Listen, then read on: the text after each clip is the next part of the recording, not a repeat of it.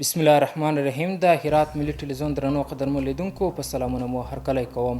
نن څلورنۍ چهارشنبه د 1444 هجري سپوږمیز کال د ذوالقعدې میاشتې 4مه نیټه ده چې د 1402 هجري لمریز کال د غبرګولي میاشتې 3 نیټې سره سمون خوري. په سر کې د څو خبرونو سرټکي. په هرات کې د افغان لاجورد تر نامه لاندې د کورنیو تولیداتو 3 ورځنۍ ننداره.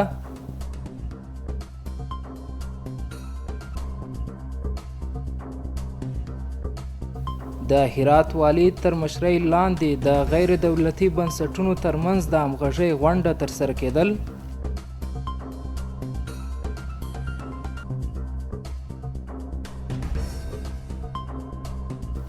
او د هرات اطلاعات او کلتور رئیس د هرات کلتوري ارزښتونو په ساتلو باندې ټینګار.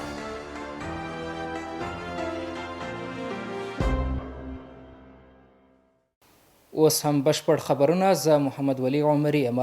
په هرات کې د افغان لاجورد تر نامه لاندې د کورنۍ تولیداتو او لاسي صنایعو 3 ورځنۍ نندارتون د 200 غرفو په لرلو سره جوړ سو. په دغه نندارتون کې هر ډول پلاستیکي توکي، دودیزې جامې، درمل او خوراکي توکي نندارې ته ایښودل سوي چې موخه یې د کورنیو تولیداتو وده او پر ځان بسیا کول دي. د سیمهیزو ادارو مسؤلان ټینګار کوي چې د کورنیو تولیداتو د ودې او د ځان بساینې په موخه به په ورته توکو ګمرکي تعرفه لوړه کړي. نور حال په چمتو کړی راپور کې. په هرات کې د افغان لاجورد په نندارتون کې هر ډول کورني تولیدات لکه پلاستیکي توکي، خوراکي توکي، دودیزې جامې، برېښنایي وسایل او لاسي صنایع په څه باندې 200 غرفو کې نندارې ته وړاندې سوي دي.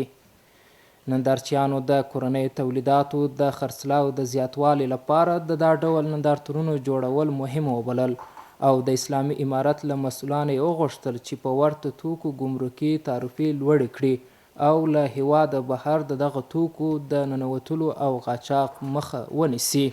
مردم روی میارن، کم کم فرهنگسازی شده که از تولیدات داخلی خود استفاده کنن، اما طوری که معلومات داریم بیشتر تولیدات کیف زنانه برای محافل و بخش مدارس و پانتونا.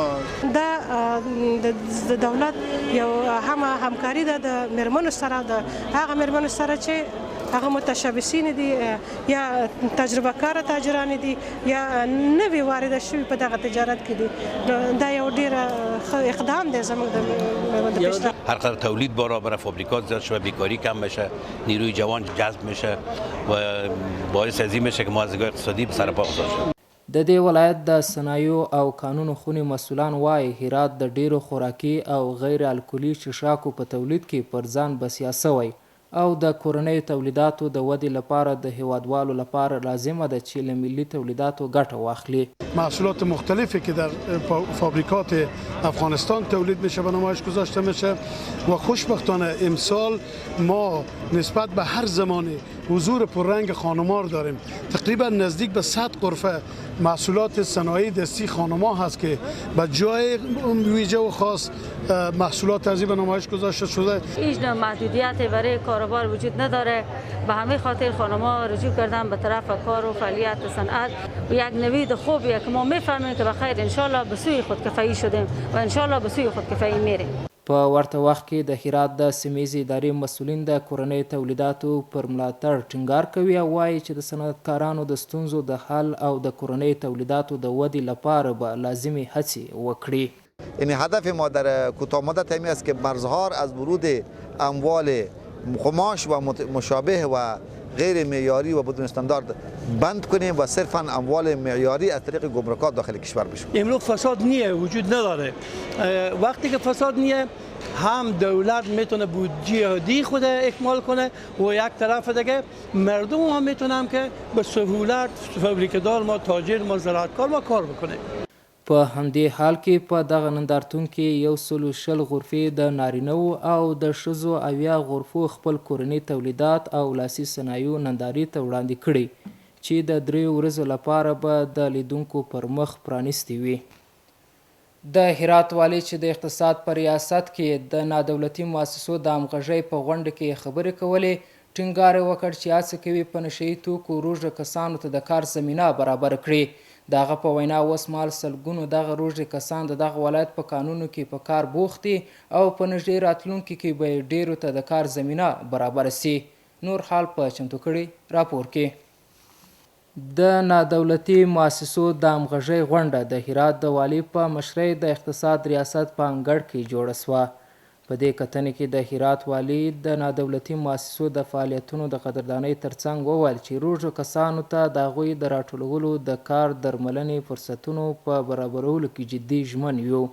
اداره محلی هرات در بحث معتادها مصمم است که ما برای تداوی معتادها یک برنامه دوامدار 2 ساله طرح کنیم یا بیشتر و در این مورد می خواهیم که اینا که تا حدود 70% 80% از نظر جسمی سالم شدند، حالا از نظر روحی ضعیف هستند، برایشان کار پیدا کنیم.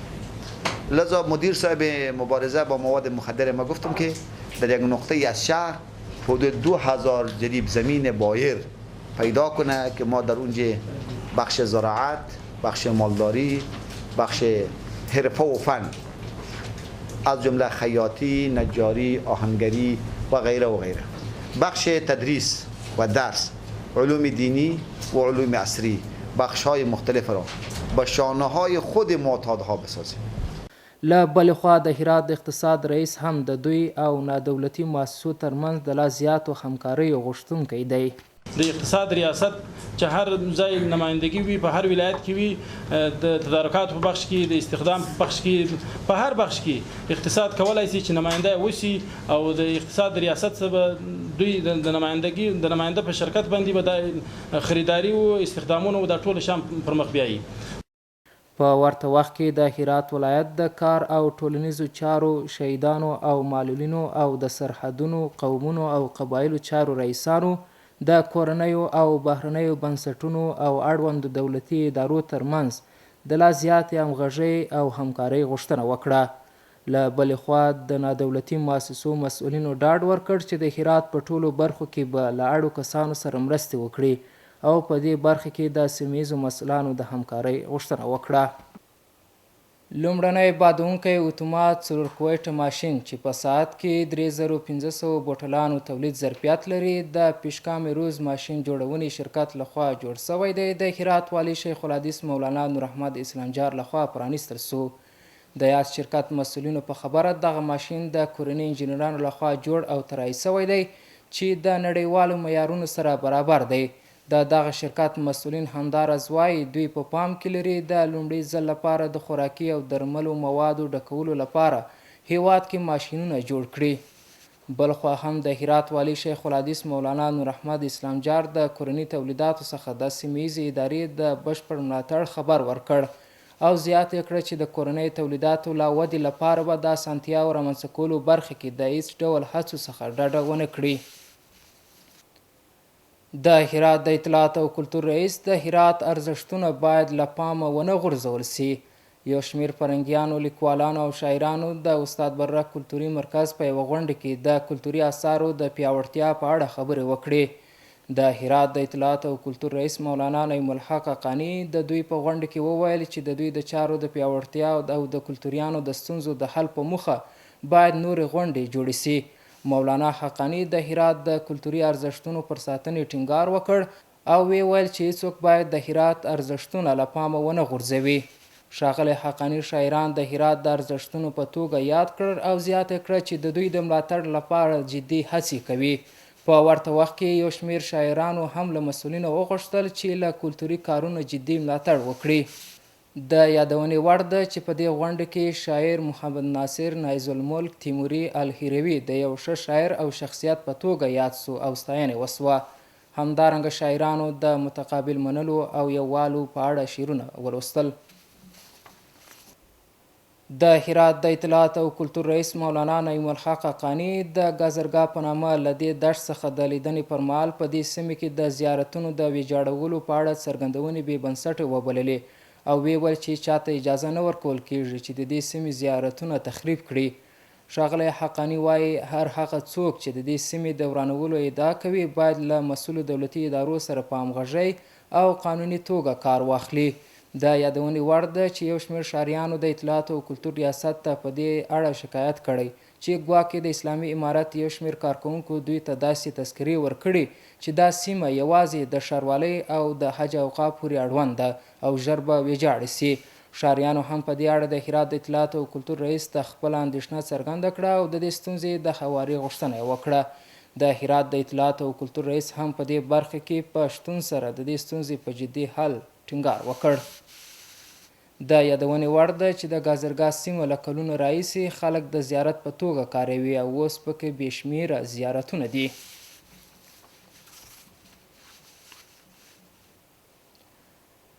د هیواد علمي شخصیت ډاکټر فاروق اعظم د 22 لیکنو او څیړنیزو اثارو څښتن د استاد بره د فرهنګي مرکز څخه لیدنه وکړه. ډاکټر فاروق اعظم د اقتصاد، کرنې او اوبو پوهنې په برخو کې دکتورا لري. هغه د استاد بهره فرهنګي مرکز یو بېساری فرهنګي او ادبي بنسټ او د هرات او افغانستان د 100 کلن تاریخ د ارزښتونو غوره مرکز وباله. د دغه کلتوري ځای د خپرونو له لړۍ څخه 10 عنوانه کتابونه چې په چاپي اثارو کښل سوي وه ورته ډالۍ سوه. د هرات ولایت اسلامي امارت د ځواکونو لخوا 4 تنه د نشهیي توکو او الکولي مشروباتو د استعمال او پلورلو په تور نیولي دي.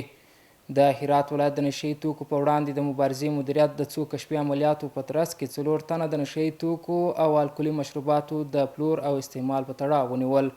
له دغو کسانو څخه یو شمېر نشهیي توکي او الکولي مشروبات ترلاسه شوي او اوس تر څارنې لاندې دي. دغه راز د دوی دوسیې بشپړې عدلیه او قضایي ارګانو ته استول سوي دي. په هرات ولایت کې د اسلامي امارت د مجاهدینو لخوا 4000 لیتره هایدروکلوریک تیزاب کشف او ترلاسه شول. د هرات ولایت له نشهیي توکو سره د مبارزې مدیریت د یو کشفي عملیاتو په ترڅ کې د دغه ولایت له مربوطاتو څخه 4000 لیتره هایدروکلوریک اسید چې د نشهیي توکو په جوړولو کې کارول کیږي نیولي دي. دغه راز د یاد کس دوسیه بشپړ عدلیه او قضایي ارګانو ته استول سوې ده. اوس هم ستاسو پام راړوم د سبا ورځ د هوا اټکل.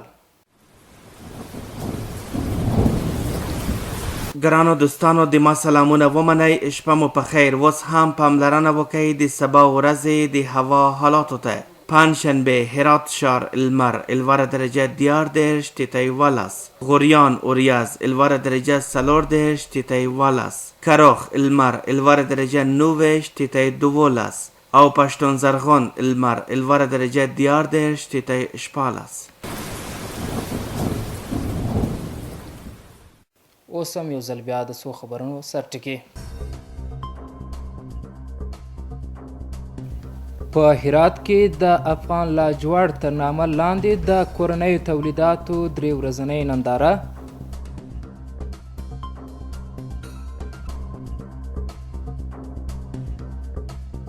د هرات والي تر مشرۍ لاندې د غیر دولتي بنسټونو ترمنځ د همغږۍ غونډه ترسره کېدل.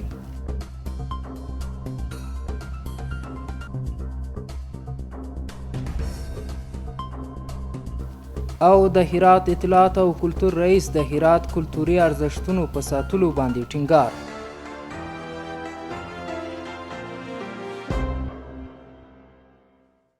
درنو قدرمن لیدونکو، دا و د نن شپې خبرونه چې ستاسو قدرمنو حضور ته وړاندې سوه. تر بیا مو په لیست شتون ته راسپارم.